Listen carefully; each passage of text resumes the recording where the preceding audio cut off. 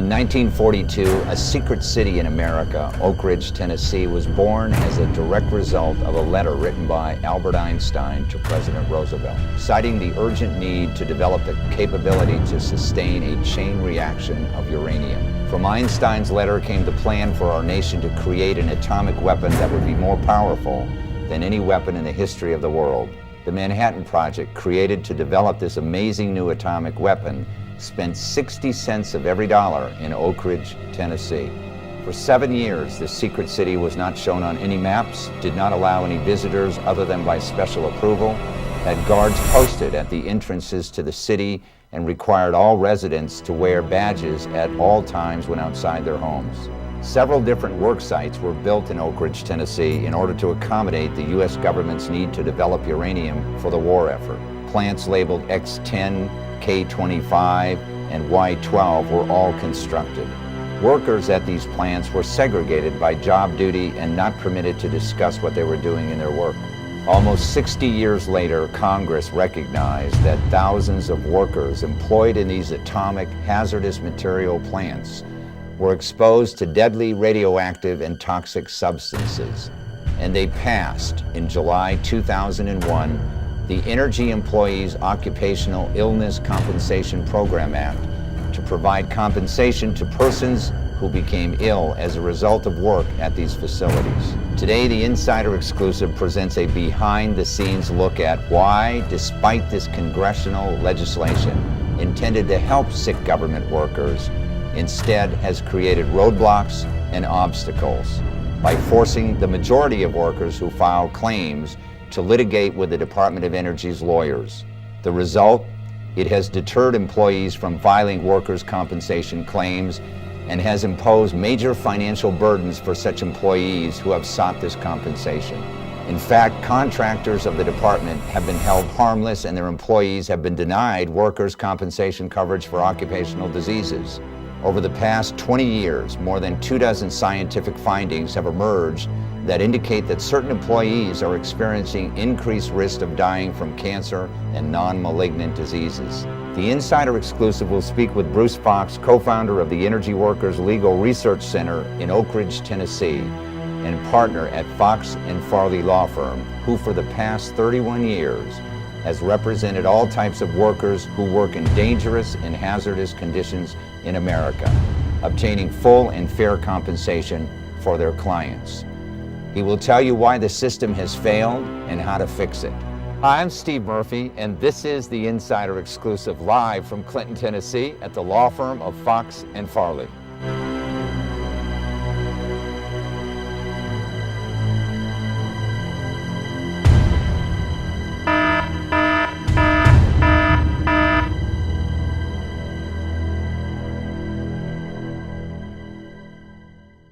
It is my great privilege to introduce Bruce Fox of the law firm of Fox & Farley. Welcome to the show, Bruce. Steve, it's a pleasure to be here. Thank you.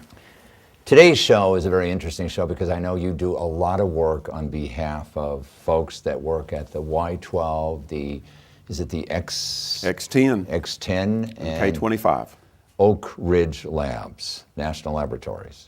Correct. And a lot of these workers have been exposed to hazardous material over the years and have suffered a number of illnesses that are chronic, that are sometimes fatal.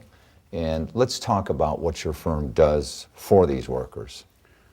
Steve, we're helping these workers seek fair compensation and some semblance of justice for their years as energy workers who were part of the Cold War effort, part of the World War II effort. A bit of history. The city of Oak Ridge was called the Secret City. It was non-existent until 1942. It came about from Albert Einstein writing to President Roosevelt saying we need to find a way to split the atom and create a weapon to end these wars. Roosevelt went to the Senate and the Congress and brought in Tennessee's Democratic Senator McKellar, who was head of the Senate Appropriations Committee, and asked him if he could quietly appropriate enough funds for the Manhattan Project for the war effort to develop this atomic weapon. The story is that Senator McKellar replied to Roosevelt, "Yes, Mr. President, we can get the funding. where in Tennessee are we going to build this facility? And it landed here in Oak Ridge, Tennessee. And this is the largest manufacturing area and processing area of uranium in the country. It is. It's also the home of the Spoliation Neutron Project, the world's largest scientific project, the world's fastest computer. It's a storage facility for the nation's stockpile of enriched uranium. It's also a place where those weapons are both disassembled and reassembled. As you are well aware, the illnesses that affected people because of working with all of this radioactive material, this hazardous material. Why did it take so long, 60 years almost, for Congress to pass legislation helping the workers? Well, that's a very good question, Steve, and I wish I had a valid answer. Until Congress addressed this in the turn of the century, in the year 2000, these cases we could not bring or be successful with. What would the government do?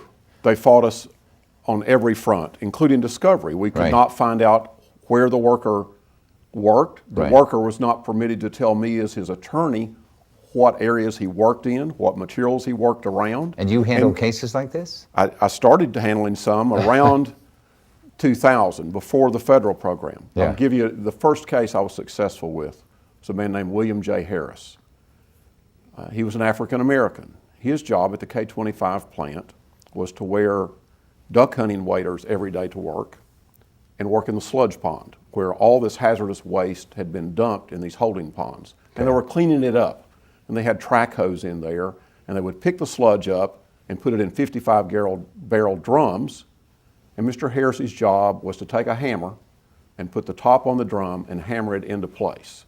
So he was exposed to this sludge all day, every day, and he developed at a young age, in his early 40s, a brain tumor. And the sludge was radioactive material. And contaminated with PCBs, with benzene, with multiple chemicals, too many to name. What years was he doing this?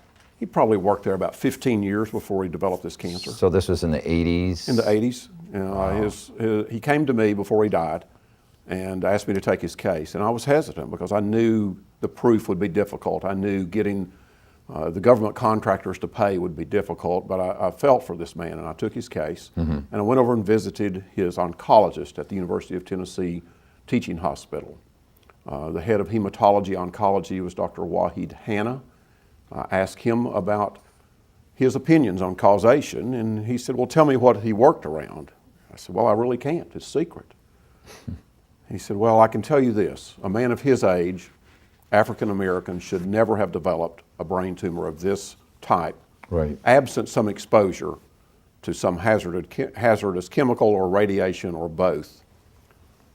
With that, I went ahead and took the case, and we did discovery and took Mr. Harris's testimony before he died by video, so the judge would have it. Right. After he passed, things were moving toward trial. I needed to take Dr. Hanna's deposition, and I needed badly to know what the materials were in that sludge pond. And other people knew I had this case, other employees out there, and I got a manila envelope in the mail addressed to me, no return address. Yeah. And it was the site matrix for that sludge pond to tell me what chemicals were in there. And I took it, What was in that envelope again? a site matrix. It told us what chemicals and what hazardous And it was materials. like a scientific report. It was an internal report. Really? I took it to Dr. Hanna, and he gave his testimony that those materials had caused Mr. Harris's testimony. And just before trial, about a week before the trial, the lawyers representing the government in the case called me and said, we'll pay this case, we'd like to settle it. They did not want a public disclosure. So my question is, did they put any kind of restrictions on your access to this material?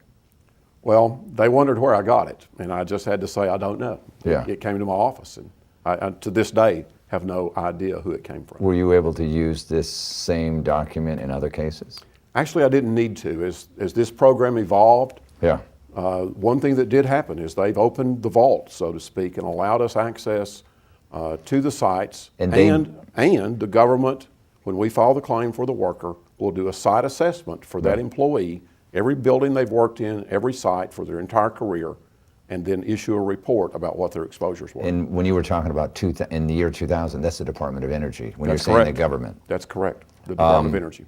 And that is the legislation is the EEOICPA, correct? That's correct. An acronym for Energy Employees Occupational Injury Compensation Act. And the mission of the program is designed to do what? To fairly compensate this group of employees who have been called Cold War patriots or heroes. They gave to the war effort, many times in secret, couldn't even tell their doctor or their spouse what they did, where they worked, or what they were exposed to when these illnesses arose. They could not disclose the area of their employment, what facility they worked in, what materials they worked with. So they were afraid to come forward if they had a problem. They were forbidden to come forward with it. That's a shame. Today, fortunately, we have some of these clients here who are going to tell their personal experiences. One of them is a client of yours, Danny Walker. Correct. But first, we're going to bring on an associated lawyer that works on these cases, Tony Farmer, and he has a client that we're going to interview too.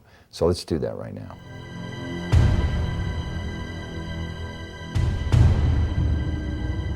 Today, we're real privileged to have with us Tony Farmer, who's a lawyer, and Gary Foster, his client. Welcome to the show, Tony. Thank you. And Thank welcome you to the show, Gary. Thank you. Now, chronic beryllium disease is a disease that a lot of workers at the Y12 plant get. Is that right? Yes, sir. Why is that? Why do they get this disease? Go ahead.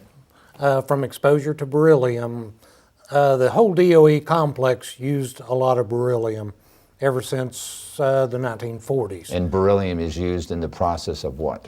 In a lot of different processes, but also in the process of parts of nuclear weapons. Right. 1942 was when the Y12 plant was first built. And I believe 1943. 1943. Okay. 2001, 59 years later, the government recognized that some workers, a lot of workers, had CBD, chronic beryllium disease, correct? That's correct. Okay. While you were working there, and you worked from what years? At Y12 from 1979 until 2007. I worked 3 years prior to that at the K25 facility. During that time, the majority of that time, did the organization caution workers about exposure to beryllium? No. So you knew nothing about... No, everything. They told us everything we worked with was safe. They did? Yes. Those were the exact words? Yeah, well, and they would say you can eat it and it won't hurt you. Okay, and you now have chronic beryllium disease. Yes, sir. CBD, otherwise known as CBD. And CBD, how does that affect your life? It's known primarily as a lung disease, but it can be systemic. In other words, it affects other organs of your body too. My biggest problem with it is it affects my joints more than anything. It also affects your lungs, in other words, your breathing capacity. Where beryllium does its damage is at the side of the lungs where the gas exchange takes place, where oxygen goes into the blood and carbon dioxide comes out of the blood. Right. And therefore it blocks that off just to simplify the It blocks the disease process. So your body doesn't emit, or it's more difficult to emit carbon dioxide. It's more difficult to get oxygen into your blood, and it's more difficult to get carbon dioxide out of your blood. So it's kind of like a slow poisoning, isn't it? I figure that I'm going to smother to death eventually. Now, when you retired, Yes. you decided to go to work for Tony. He sort of twisted my arm, and I came over there to help him with the U.S. Department of Labor claim. Well, that's what I was going to ask you. That was specifically for that, wasn't it? Yes, sir. Because, Tony, let me ask you this question. There's a lot of workers that are affected with CBD, correct? Is it easy to get some sort of workman's disability or something like that? Workers' compensation benefits are very difficult to develop for chronic beryllium disease, and because the company for decades refused to admit that beryllium was a toxic substance and could cause any type of injury. Yeah. Since the passage of the EEOICPA in 2001 that you referred to, the company has been forced by the United States Department of Labor to admit there's a relationship between workplace exposure and CBD. So the Congress, taking the dramatic step that they took in 2001, has simplified the process and prevented the contractors from denying their responsibility. There are other diseases that workers contract by working at Y-12, aren't there? Absolutely. What other type of diseases are there? There's a number of specific cancers that are covered by the legislation in 2001. Asbestosis is covered. They're all very serious medical conditions that are closely related in the medical literature to exposure to substances, including radiation, Right. that are on site. And you handle a lot of these, don't you? We That's your handle- primary practice? That is a very large part of our practice.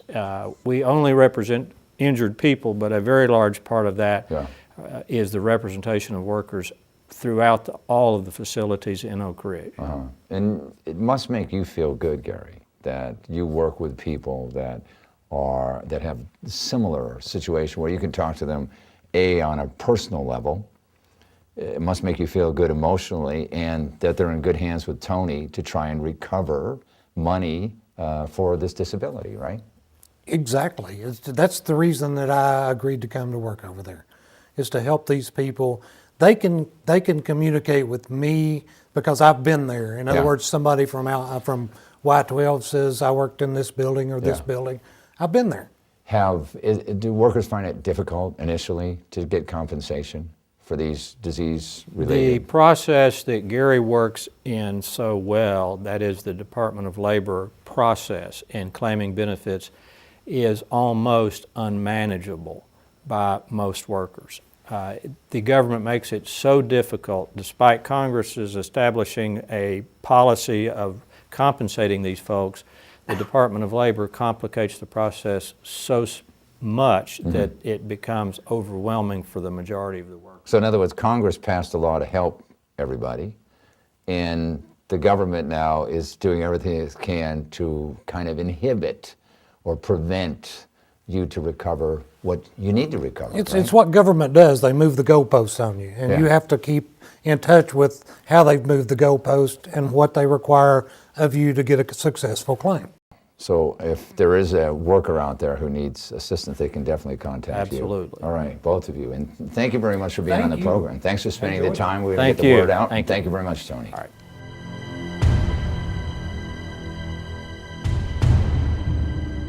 We have another client on the show that is represented by Bruce Fox, and his name is Danny Walker. Welcome to the show again, Bruce. Good to be here, Steve. Welcome to the show, Good to be Danny. here, sir. I understand that you suffer from renal cancer Yes, sir. and other diseases that as a result of working at the Y-12 plant, correct? Correct, sir. Can you tell our audience a little bit about that?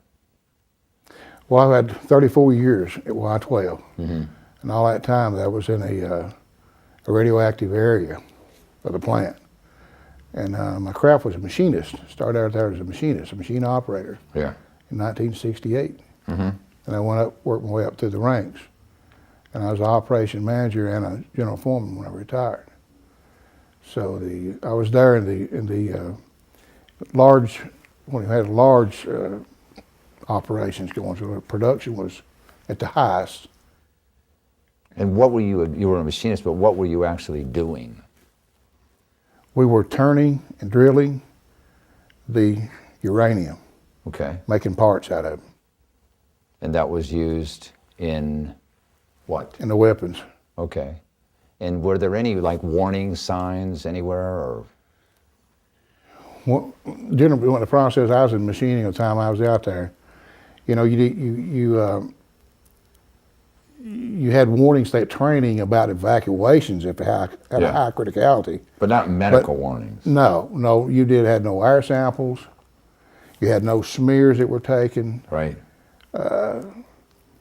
With different times we'd call them, we'd worry, say, well, you know, this stuff is, when the first RN, you were just a kid on the block, and they tell you, well, you can eat this stuff and it won't hurt you. Yeah. Bruce, you represent him, and there are a lot of workers who have suffered similar results. Literally thousands, Thousands. if not tens of thousands of workers who've suffered from either 22 cancers known to be caused by radiation or other diseases like beryllium lung disease, silica lung disease, asbestos lung disease. Primarily, the radiation caused cancers. Yeah, now we have Congress set up in 2001 a legislation to try and compensate people who have developed serious illnesses as a result of working with hazardous materials. Do you find it easy for them to seek some sort of medical assistance or compensation with this new legislation? It's a 2 to 3 year process just to go through the evaluation. Yeah. We find about 50% of the applicants, like Danny, Yeah. get turned down on the first application. And that's what brings lawyers into the system to help them gather the information they need to be able to prove causation, that their cancer was caused Yeah. by either radiation exposure or by chemical exposure. Danny, you worked for the company for 34 years. Yes, sir. They were good to you? Yes, sir, they were good to me. What's your feeling about them today? Well, the companies, they were good to me, but I was good at the company too. You know, I came up through the ranks, and I went in supervision. I went up through the ranks of supervision, and I put a lot of hours in. So now I think it's time for the company to come back and repay me, because I didn't ask for this cancer. Thank you very much for coming on the show Yes, and sir. sharing, your It's a pleasure. situation. And thank Bruce for doing a great job for you, doing a He's great a good- job for a good lot of man. workers.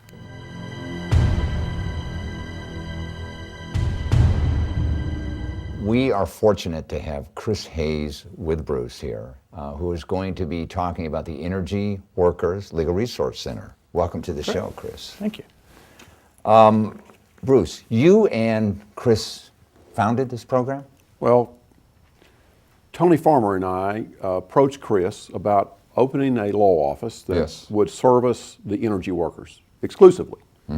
Chris at that time was the in-house counsel at Y12, and he was defending cases we were filing for energy workers, and he agreed to come over to the righteous side and work with us in representing the energy workers who were exposed to hazardous materials at Oak Ridge. And we founded at that time the Energy Workers Legal Resource Center, and Chris is the staff lawyer who manages, operates, Right. and runs that entire program. There are some questions that any worker might have, and I'm going to ask some of them to you. Like, for example, what is workers' compensation and when does it apply in Tennessee?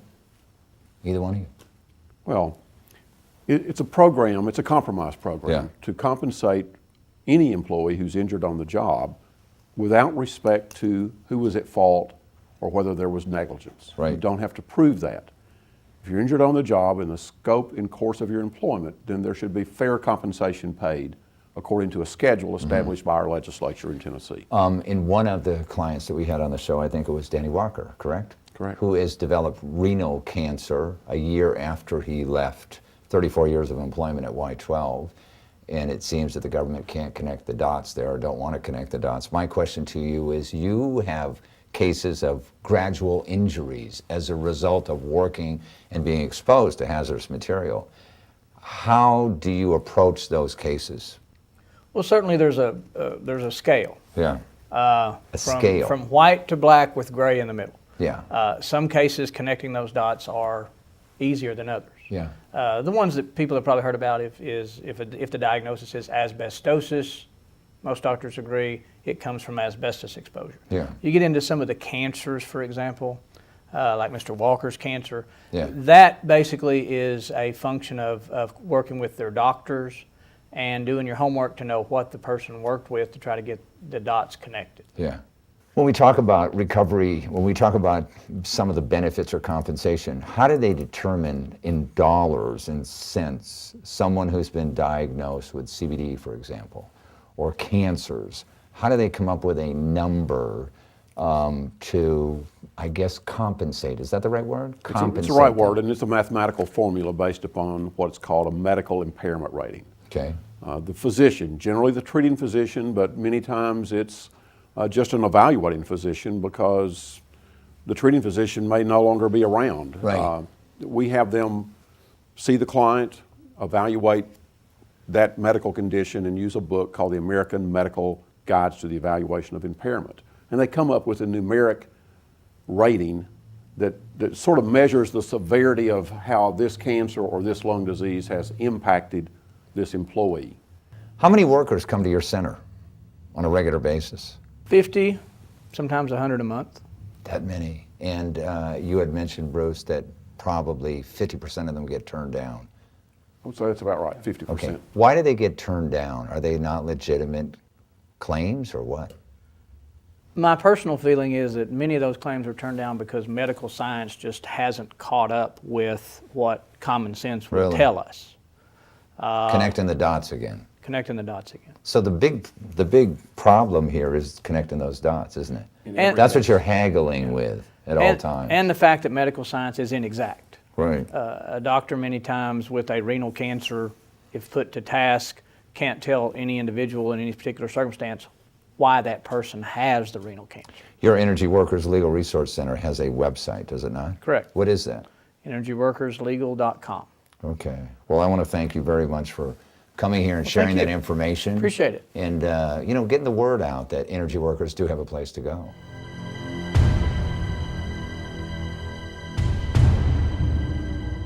Bruce, I got to tell you, I've never met a lawyer that had another organization that just was dedicated to these kinds of workers, and that organization is doing a tremendous amount of work.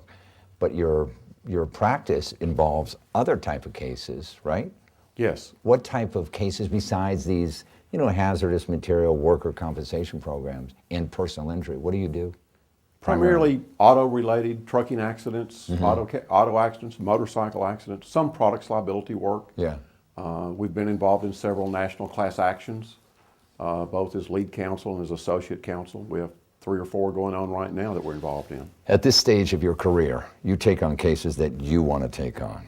And Correct. what are those kinds of cases usually? I mean, what turns you on about a case? Well, the client generally. Catastrophic injury cases, I try to work on those cases as opposed to letting the associates do those. I find cases that pique my interest. Yeah. I like to do the trucking litigation. It's always, when there's a big truck wreck, there's always a lot of damage going around, but there's also a lot of background of, logbooks and rules violations, and it gets to be pretty complex. And good lawyering on both sides, Right. and that's a challenge. It's been a pleasure having you on the program today. You guys are doing great work, and this show has been something that I think a lot of energy workers will want to watch again and again, simply because, you've got answers for their problems. And thank you very much for being on the Steve, program. thank you for helping us get the word out about these fine folks. Thanks for joining us. You can get more information about our guests and our shows at www.insiderexclusive.com.